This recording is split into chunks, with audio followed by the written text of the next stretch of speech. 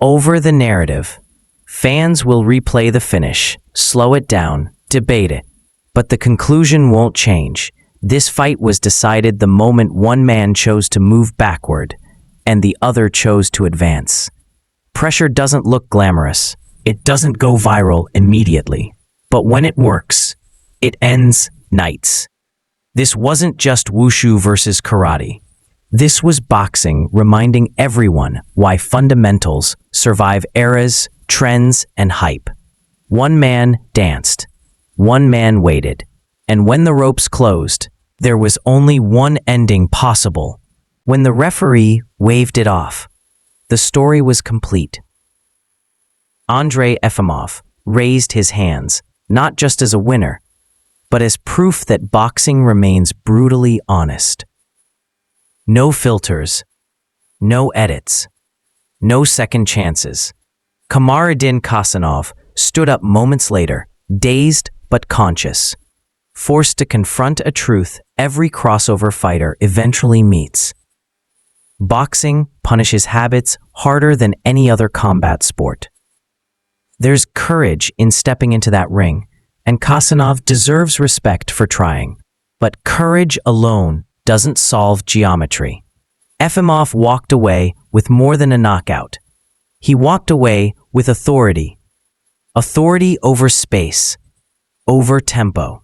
They admit fatigue, uncertainty, and lack of control. Efimov read it instantly. He didn't rush the finish, he created it. One punch to stop movement. One punch to end resistance. This is why boxing fundamentals age better than athleticism. Why pressure fighters thrive in short formats. Why crossover fighters struggle when habits aren't adapted. Efimov didn't beat Khasanov because he was tougher.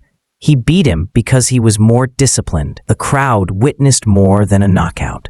They saw a lesson. Hype doesn't protect your chin. Movement doesn't erase mistakes. And when pressure is applied correctly, escape becomes a myth. This knockout didn't come from a lucky punch. It came from understanding the rules of boxing violence. Short fights reward initiative. 4 rounds don't allow for experimentation. Efimov knew that giving ground gives judges nothing and opponents everything. Khasanov's strategy relied on time. Time to move, time to frustrate, time to steal moments. But pressure steals time. Efimov applied it without recklessness. No headhunting, no wild swings, just forward steps, jab placement, and cutting exits. Each exchange built psychological weight. Khasanov felt chased even when punches didn't land. That stress accumulates. It tightens reactions. It widens punches, and wide punches expose chins. The moment Khasanov's back touched the ropes, the fight transformed from contest to execution. In boxing, the ropes are a confession for space that no longer existed. The final right hand landed flush, chin high, back straight, the worst possible position in boxing. The impact echoed.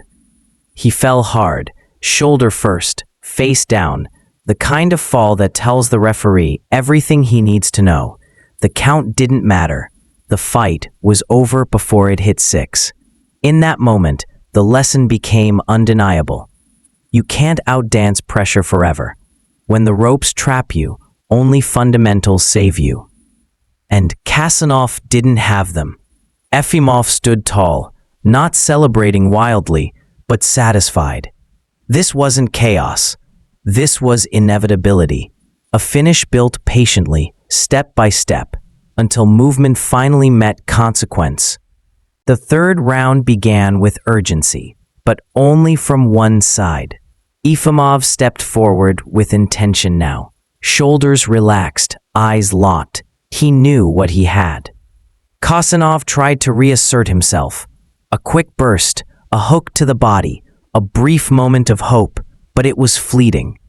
The problem wasn't effort. The problem was geometry. Every step back narrowed his options. The ropes crept closer, silent and unforgiving. Efimov's jab snapped out, not hard, but precise. It froze Khasanov just long enough for the left hook to follow. The crowd rose. They felt it before it happened. Khasanov touched the ropes, tried to pivot out, but pressure doesn't panic. It waits. Efimov cut the angle, closed the exit, and fired again. Left hook, right hand, clean, brutal, honest. Khasanov's legs betrayed him instantly. His posture collapsed, balance gone, eyes searching. Damage, but in authority. Efimov's confidence grew with every step forward. Khasanov's movement grew wider, less purposeful. The ropes started appearing more often in the background. This is where MMA habits betray fighters in boxing.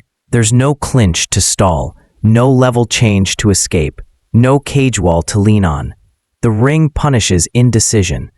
Efimov understood that pressure doesn't need to be fast, it needs to be consistent, and consistency suffocates. By the end of the second round, the illusion cracked.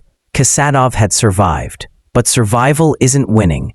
He had shown energy, not answers, and when a pressure fighter smells uncertainty, the tempo shifts permanently.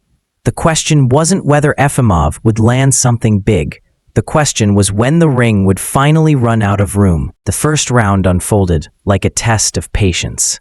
Khasanov stayed light, constantly drifting, switching stances, throwing wide hooks that looked dangerous but rarely landed clean. To casual eyes, it seemed like control. Movement always feels like dominance at first. But Efimov wasn't chasing. He wasn't reacting. He was reading. Each looping punch told him something. Each retreat showed him something more important.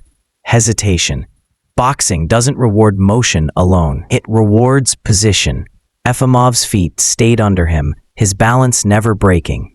His jab wasn't flashy, but it scored, disrupted rhythm, and forced resets. Khasanov kept giving ground, circling the perimeter, believing space was safety. But space disappears in a ring. By the midpoint of the fight, the pattern was clear. Khasanov moved because he didn't want to be hit. Efimov moved because he wanted to hit. That difference matters. The crowd began to sense the shift, not in. Swagger survive the unforgiving structure of boxing? Or would pressure and fundamentals expose habits built in other combat worlds? 4 rounds, no kicks, no elbows, no escapes, just fists, space, and consequences. From the opening bell, the contrast was immediate. Khasanov circled wide, throwing looping shots designed to intimidate, not measure. Efimov stepped forward behind a jab, closing distance inch by inch. One man spent energy creating angles. The other spent energy removing them. The crowd didn't know it yet, but the fight's ending was already being written. Because in boxing, every backward step has a price. And by choosing movement over control, Khasanov was quietly placing himself on borrowed time. Under the bright lights of IBA PRO 10, this wasn't just another bout on the card. It was a collision of identities. 2 men stepped through the ropes carrying entire fighting philosophies on their shoulders. Kamaridin Khasanov arrived first, bouncing, loose, drenched in confidence.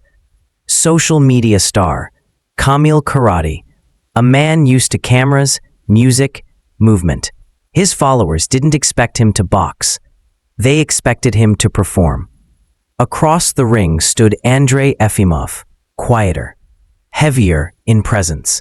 A Wushu master forged in pressure, not applause. No wasted steps, no wasted energy. This was his boxing debut too, but he didn't look like a man experimenting.